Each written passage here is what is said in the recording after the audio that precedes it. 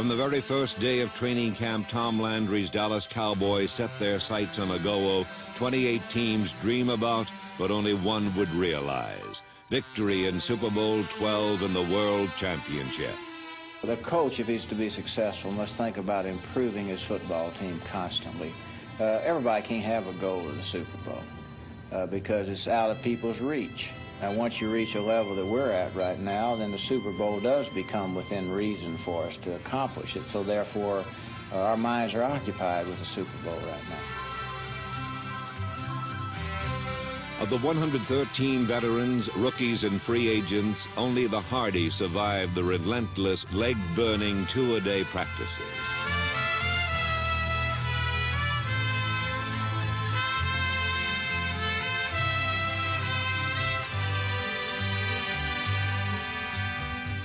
There are no fat Dallas Cowboys. It is a long, lean, and limber team, and one observer was so amazed at their physical appearance, he remarked, "Dallas looks in shape to play the Super Bowl right now." How prophetic his words were to become.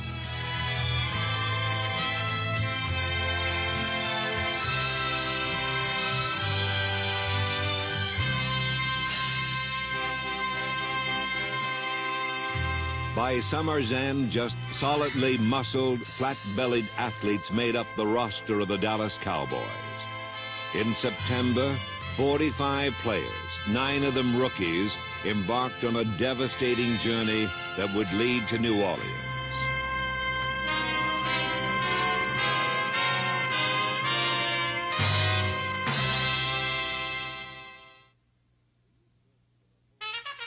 When you search for the home of champions, the road leads to Texas Stadium.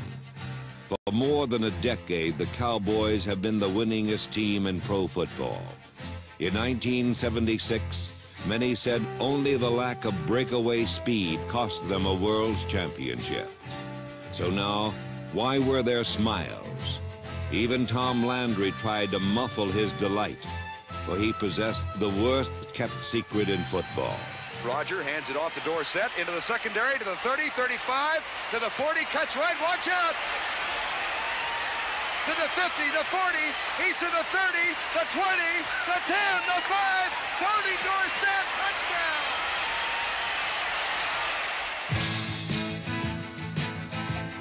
The addition of rookie Tony Dorsett not only gave Dallas 2 Heisman Trophy winners in its backfield, but added a new dimension to an attack that always has been diverse and unpredictable.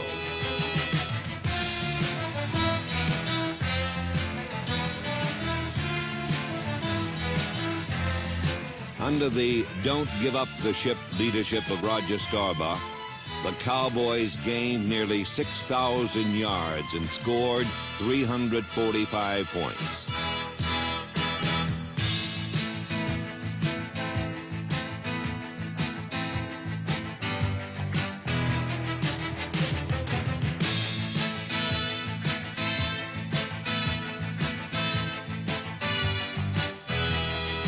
Dallas ranked first in the NFL in total offense and was miles ahead in imagination as they pinwheeled through their schedule, leaving opponents dumbfounded and defeated.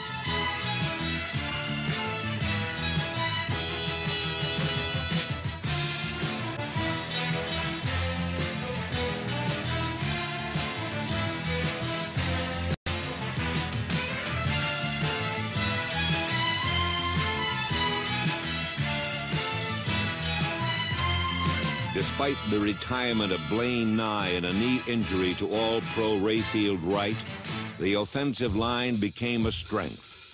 First-year starters Pat Donovan and Tom Rafferty combined with John Fitzgerald to form an Irish core, while Herbert Scott, Burton Lawless, Jim Cooper, Andy Frederick, and mainstay Ralph Neely rounded out the unit.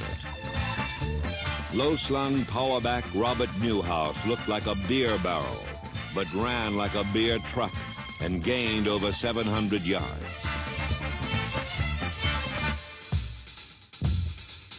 Versatile Preston Pearson, number 26, proved invaluable as a starter and indispensable as a situation specialist, for he ran the finesse plays to perfection.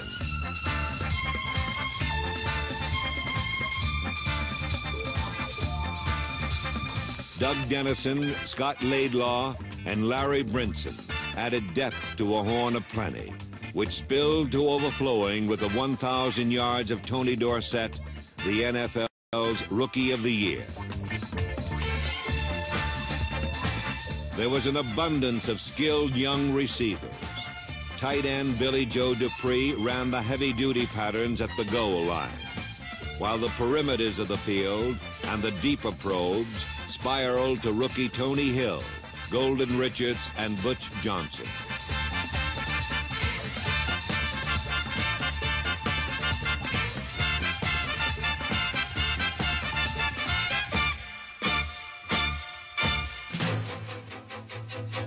Cornerbacks covering Drew Pearson smelled smoke and found fire.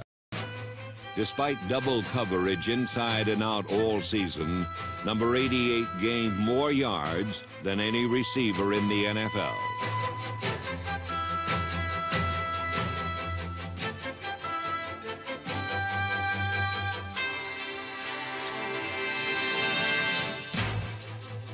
About defensive backs, Drew said, "I try to know them better than they know themselves. If they play me close, it might rain touchdowns."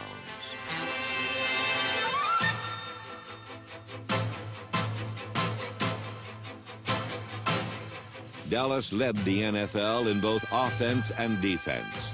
Hard evidence that supported Landry's contention that this team was potentially his most devastating.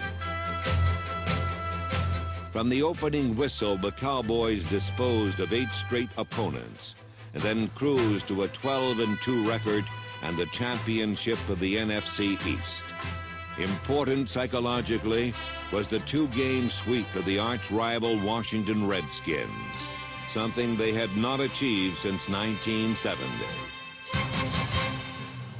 They entered locker rooms only twice a beaten team, and the reasons for the flood of victories are many.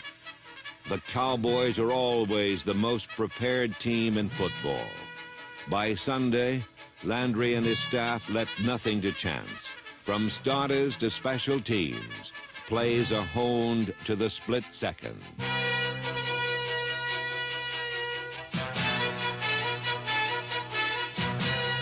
Here comes the rush. He fumbles the ball. Giants pick it up and head right. Now there's another fumble. Jay Seldy has it. Goes in toward the end zone. Touchdown, Cowboys! Number 87, Jay Seldy, captained the special teams. Punter and reserve quarterback Danny White, all-pro place kicker Efren Herrera, and hitters like Mike Hegman, Guy Brown, David Stalls, Bruce Huther were among those responsible for the Cowboys' success. Middle linebacker Bob Brunick replaced retired Leroy Jordan, and that gap in experience was filled by Charlie Waters and Cliff Harris. Unlike most deep defenders, these two all-pros did not tiptoe into tackles, but acted as 2 additional linebackers in doomsday swarming defense.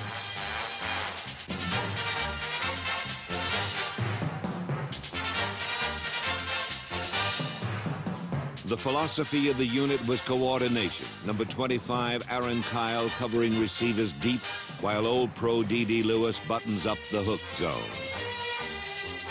They led the league against the run and were ball-hawking opportunists.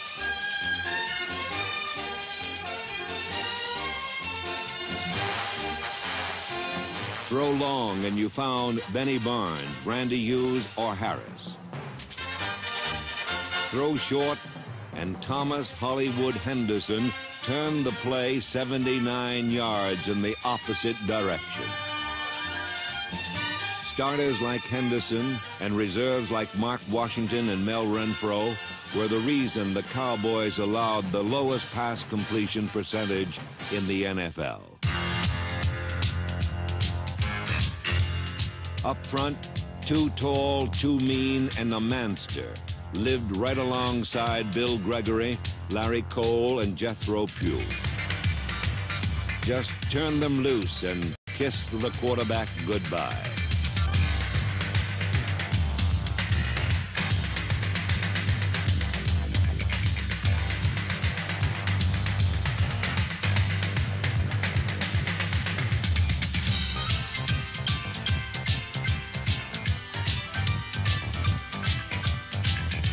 Twisting, looping, stunting, and blitzing, the Cowboys racked up 53 sacks and turned passing situations into one big nightmare for offensive linemen. Running backs are the mayflies of pro football, so beautiful to watch, yet often so fragile. A grim reality not lost on Cowboys President Tex Schramm and Vice President Gil Brandt, who feared a training camp knee injury might blight the talents of #1 draft choice Tony Dorsett. Some said he was too small, for he stood almost a head shorter than most players. However, the only thing that may have intimidated Dorsett, like all rookies, was the Cowboys' complex system.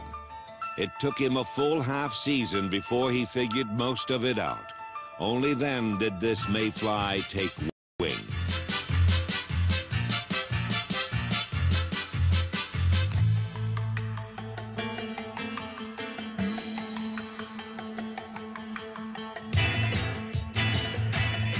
An admiring scout said, "When Dorsett sees the crease, he hits it like a bat out of hell."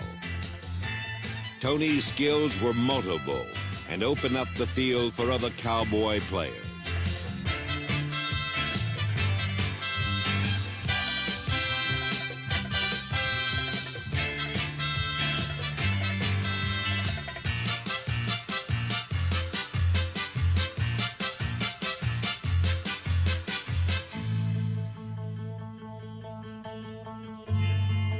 Starting only the last 5 regular season games, number 33 was the 8th rookie in NFL history to run for 1,000 yards. An amazing fact considering Brown, Sayers, Simpson, and Payton did not.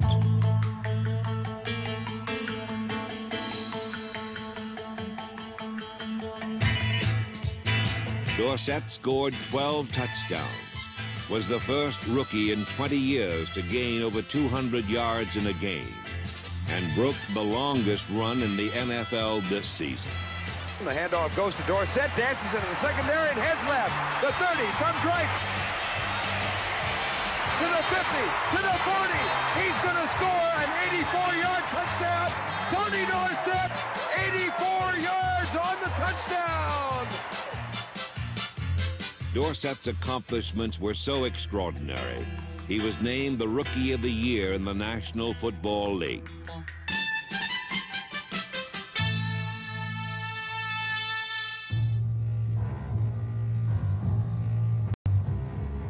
The Cowboys' most dominating player was Harvey Martin, who was voted the NFL's Defensive Player of the Year, an honor achieved over the fallen bodies of offensive linemen and quarterbacks.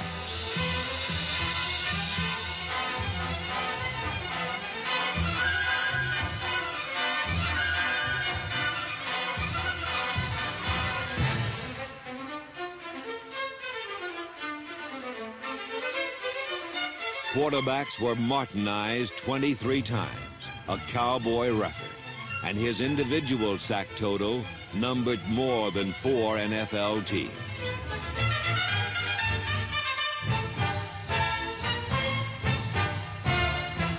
Number 79 had various techniques to defeat blocking patterns. The simplest of all was making a beeline to the ball. "If I can't block him, I'll do anything to stop him," was the lineman's motto.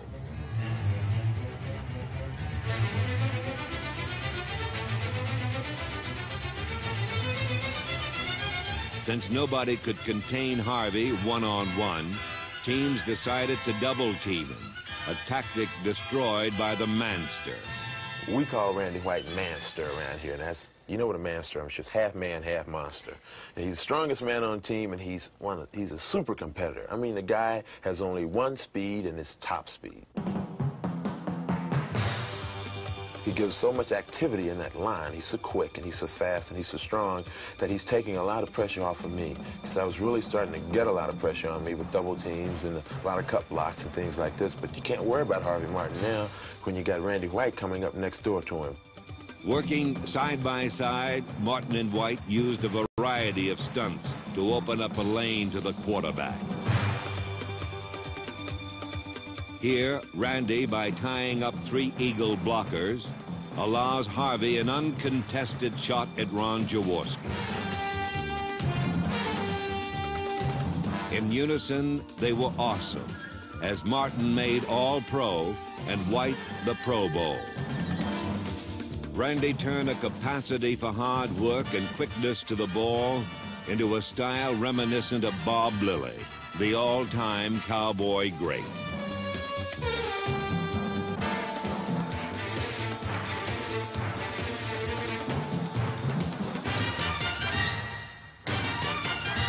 Blending individual excellence within the framework of a collective team effort, Dallas made the playoffs for an unprecedented 11th time in 12 years. In 1976, the Cowboys endured a bitter first-round loss to the Rams. Now, 12 months later, they would see if they were truly number one.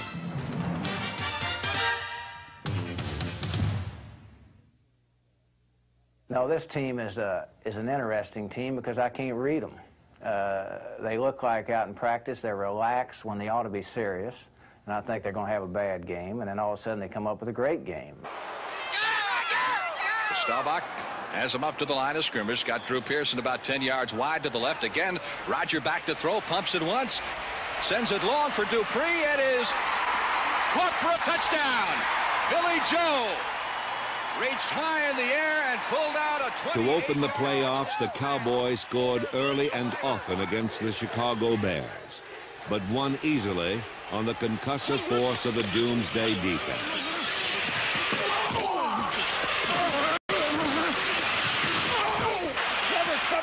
Cover!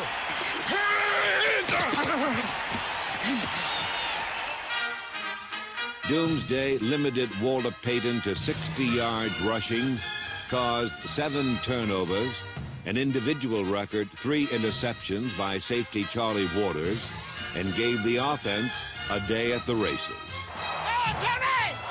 I formation with Dorsett the deep back now. Draw play, Dorsett to the 20, to the 15, to the 10, cuts right. He is at the 5, he scores, touchdown! What can you say? This is complete, total, utter domination. The Cowboys' crushing 37-7 victory earned them a shot at the NFC Championship. Good afternoon, everybody, and welcome to Texas Stadium in Irving for today's National Football Conference Championship encounter between the Dallas Cowboys and the Minnesota Vikings. I'm Vern Lundquist, along with Frank Lieber and Brad Sham, and the Cowboys favored to win this game and go on and meet either Oakland or Denver in the Super Bowl championship 2 weeks from today.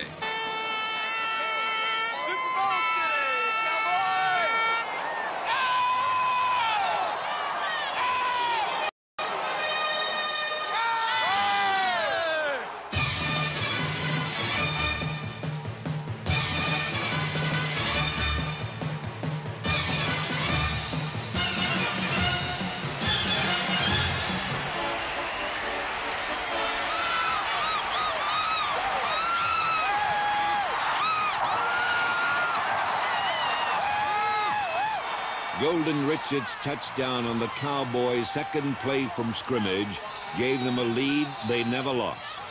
They were confident of victory, a feeling fattened by the Doomsday defense.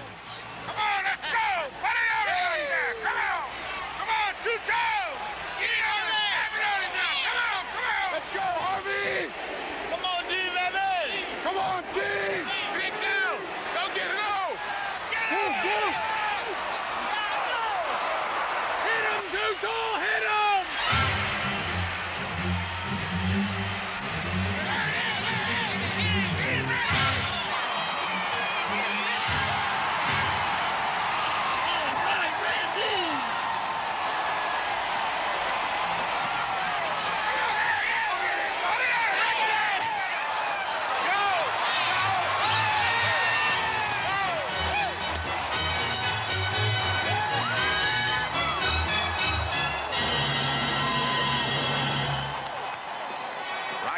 The snap takes it. Inside handoff, Dorsett, right side. 10, 5. Touchdown! New Orleans, here we come. The Cowboys won 23-6. And at this moment in time, they appeared to be a team of destiny, not to mention opportunity or insanity.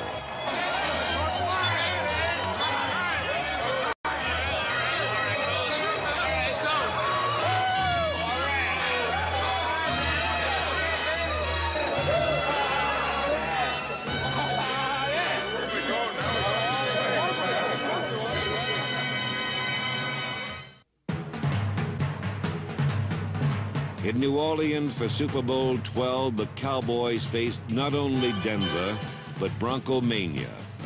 However, emotion rarely, if ever, spells execution, the trademark of the Dallas defense.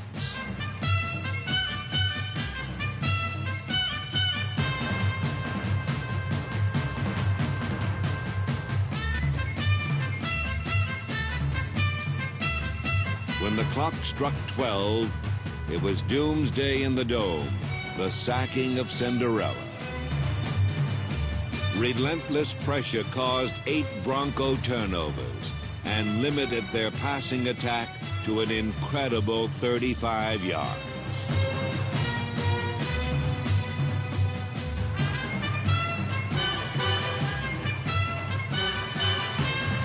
The Cowboys' climax offense put the game away with 2 spectacular plays. The first was called right 15, Y post 8. Roger goes deep across the middle, way downfield, and Butch Johnson caught! Touchdown! A sensational diving catch by Butch Johnson, the Cowboys' second-year wide receiver. Butch Johnson's 45-yard touchdown gave the Cowboys a 20-3 lead. At practice all season, they worked on a surprise play. And with 7 minutes remaining in Super Bowl XII, Tom Landry decided it was the proper moment for fire toss 38, halfback lead, fullback pass.